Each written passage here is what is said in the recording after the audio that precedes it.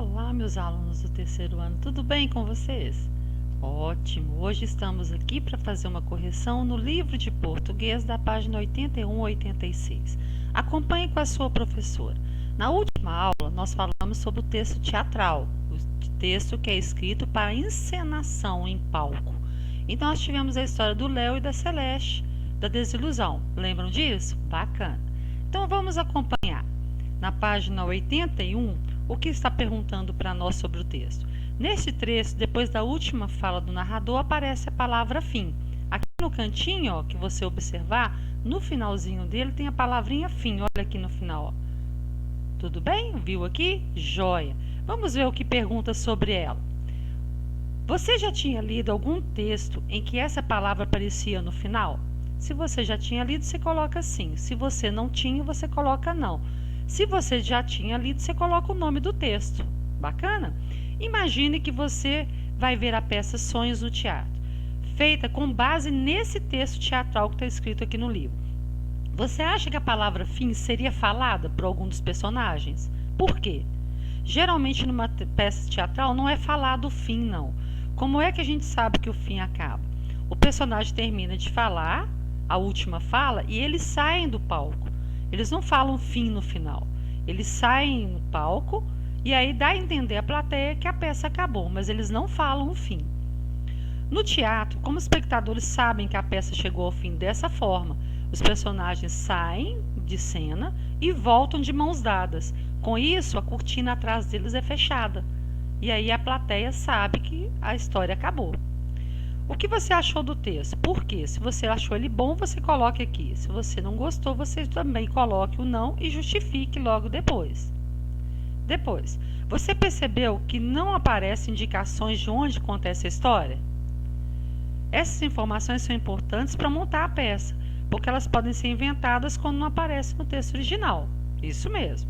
Que tal você pensar em um lugar para essa história? Você vai recortar lá na página 131, que é um anexo, você vai recortar essa página e vai fazer para nós um cenário para a nossa história. Você vai inventar um cenário bem bacana, bem bonito, para encenar essa peça, nesse anexo aqui, ó. E não esqueça de fazer o colorido, tá? Porque todo anexo tem que ter um colorido bem bacana, porque para dar vida, né, à peça teatral que você está encenando. Então, você precisa fazer um colorido e um desenho bem bacana. Eu tenho certeza que você vai dar conta de fazer tranquilamente. Nós já sabemos que o texto teatral ele é feito para ser encenado, tem personagens que vão viver uma história e que mostra o nome deles, né, dos personagens, para saber que hora que cada um fala.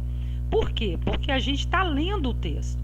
Geralmente tem um parêntese com o nome deles e o sinal de pontuação. No texto teatral, nós podemos ter um discurso direto e um indireto. Vamos ver o que significa isso. Compare os dois trechos a seguir. O primeiro foi retirado do texto anterior e o segundo foi reescrito com uma modificação. Então veja. Número 1, né, o trecho 1. Léo, você tem razão. Vou sonhar novamente também. Quero fazer um mundo melhor junto com a sua filha Esperança. A desilusão. Não, você está acabando com meus planos, Celeste. No trecho aparece o nome deles, está vendo? Aparece sinal de pontuação aqui, ó, a exclamação, ou seja, né, tá mudando a emoção, tá dando a entender que tem mais coisas quando tem as reticências. Agora vamos observar o trecho 2. Léo diz a Celeste que ela tem razão e que ele voltará a sonhar para fazer um mundo melhor junto à Esperança. Desilusão diz que Celeste está acabando com seus planos. Simplesmente relata o que acontece, mas não fala de uma fala do personagem. Então, em qual dos trechos fica mais clara a emoção do personagem? No trecho 1. Muito bem. Cite um elemento que aparece nos trechos para justificar a resposta, que é o trecho 1. O sinal de pontuação, a exclamação e as reticências. Reticência significa que tem mais coisas no ar, então ele vai viver mais emoções. E a exclamação, porque ele admirou com alguma coisa, ele teve uma reação diferente. Aqui no número 2 não tem. Então o sinal de ponto de exclamação de reticências dá a entender que tem mais coisa, mais emoção a ser vivida, que no trecho 2 não aparece.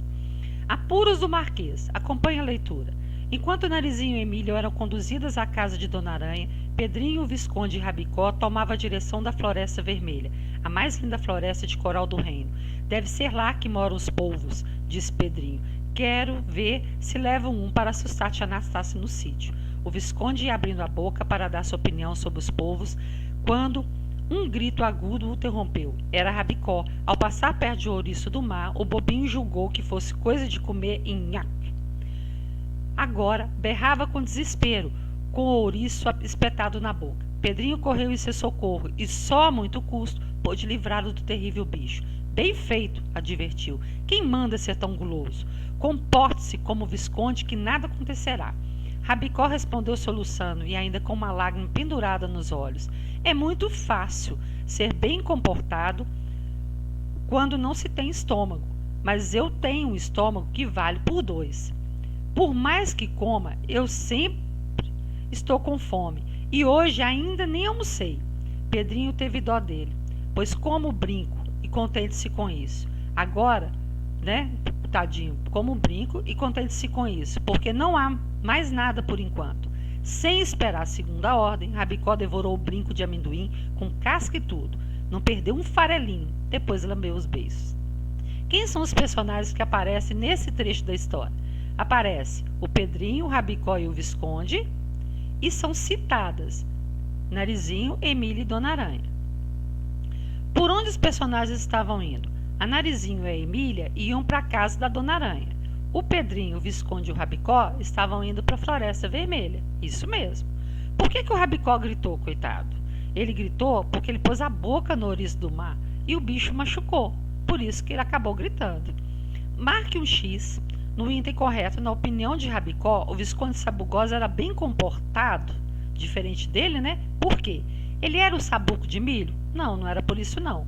Ele era muito estudioso? Também não era por isso. Ele não sentia fome? Isso mesmo, ele não sentia fome. Ele falava demais? Não, é porque ele não sentia fome, ele não tinha estômago. Isso mesmo. Releia os trechos a seguir e escreva o nome do personagem que falou. Então vamos ver. Bem feito. Quem falou isso? Foi o Pedrinho. É muito fácil ser bem comportado quando não se tem estômago. Quem falou isso? O Rabicó. Muito bem. Qual é o sinal que marca o início das falas dos personagens? Quando você tem um texto teatral, o que marca a fala é o travessão. Muito bem. Vamos agora na página 84. Acompanhe com a sua professora. Compare o trecho da história do sítio do Pica-Pau Amarelo ao trecho da história de Léo, em relação a como as falas dos personagens são mostradas. Depois marque X no item correto. Vamos ver. Na história de Léo, apenas a fala do narrador aparece no texto? Não, aparece o nome de todos eles. Na história do sítio, não sabemos o que os personagens falam? Não, nós sabemos. Nas duas histórias, as falas dos personagens aparecem diretamente? Aparece diretamente. Essa é a opção correta. Na história de Léo, o narrador é quem conta o que os outros personagens falam? Não. Cada um fala a sua fala. Então, é aqui a terceira bolinha. Muito bem. Nós temos o discurso direto e indireto, como eu falei.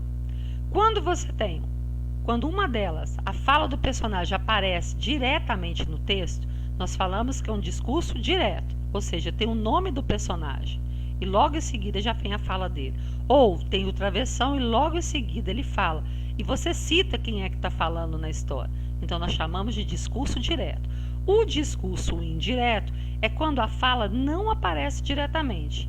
Então, por exemplo, Celeste achou bom que Léo tinha voltado a sonhar. Não falou que ela falou alguma coisa, falou que ela achou bom, mas não citou a fala dela. Então, quando não cita a fala dela, nós falamos que é um discurso indireto.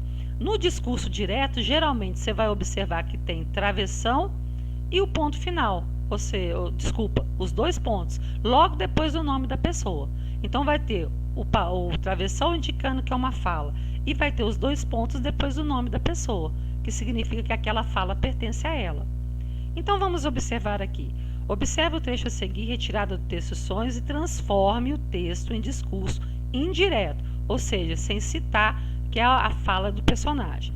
Celeste, não chore, criança, não acredite na desilusão, ela é má. só quer acabar com seus sonhos de ser feliz. Léo: não, ela é minha amiga e só tá falando a verdade. Mas quem é você?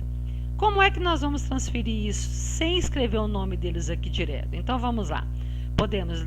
Celeste diz ao Léo para não acreditar na desilusão, porque ela era má e só queria acabar com os sonhos dele. Depois, o Léo acha que a desilusão é amiga dele e só estava falando a verdade. E pergunta quem é a Celeste. Você não está falando 2 pontos para fala de ninguém, você está citando como se fosse escrevendo um texto. Então é assim que você passa ele para indireto. Você transforma ele sem deixar o nome dele aqui com os 2 pontos, ok? Vamos ver o uso do R e do RR. Quando o som do R no meio da palavra é tremido, a palavra escreve com um R só. Chamamos isso de som fraco. Careca, arara, parecer. Quando o som da letra R no meio da palavra não é tremido, a palavra se escreve com RR. Também chamamos isso de som forte. Correr, serrar, arranha, erro. No início da palavra, também podemos usar o R. Rato, roer, rasgar, rápido, retrato. Agora vamos. Leia as palavras do quadro. Igreja, padeiro, sorrisos, careca, cachorro, padre. Em quais as palavras o R é tremido, ou seja, ele é fraco? Nós vamos ter em igreja, nós vamos ter em padeiro, nós vamos ter em careta e nós vamos ter em padre. Depois, as palavras que você identificou com o som tremido são escritas com um R ou 2 R's? Com um R só. Em quais as palavras o R não é tremido? Cachorro e sorrisos. Essas palavras são escritas com um R ou 2 R's? São escritas com 2 R's. Muito bem. Depois, pronuncie as palavras abaixo em voz alta. Rato, Rebeca, roça, cantar e amanhecer. O som do R é tremido? Não. Por quê? Porque o R ele aparece no início e no final das palavras. E aí o som não é tremido. Tá vendo aqui o início, rato, e aqui, ó, cantar, o R no final. Então não é tremido. Você conhece alguma palavra da língua portuguesa que comece ou termine com RR? Não, não existe. Na língua portuguesa, nenhuma palavra termina com 2 consoantes. Muito menos com RR, né? E aqui, separe as palavras do quadro de acordo com o R ou RR. Então, vamos ver. Palavras com som forte. Nós temos as palavras carro, pobre, barracão, marreta, hora, errado, precisa, moradia. Com som forte, nós vamos pegar as palavras que têm 2 R's. Então, vamos lá. Carro, barracão, marreta, errado. Então, aqui nesse quadro você vai ter a ordem aqui, não tem problema. Carro, barracão, marreta, errado. Aqui no caso, nas palavras com som fraco, o R pronunciado de forma fraca. Pobre, hora, precisa e moradia. A ordem aqui no caso também não tem problema, você pode colocar a ordem que você quiser. Então, nós teremos desse lado aqui, pobre, hora, precisa e moradia. Ok? Joia. Sabemos que na hora de separar em sílabas, quando nós temos a palavra com RR, nós temos que separar os 2 R's. Cada R fica numa sílaba, eles não podem ficar juntos na mesma sílaba. Então, vamos tomar muito cuidado com isso. Você vai ler esse texto, O Galo e a Raposa, que nós faremos a correção na próxima aula. Não deixe de ler, entender, porque é outra fábula bacana, que nós temos sempre um conhecimento quando tem a moral da história.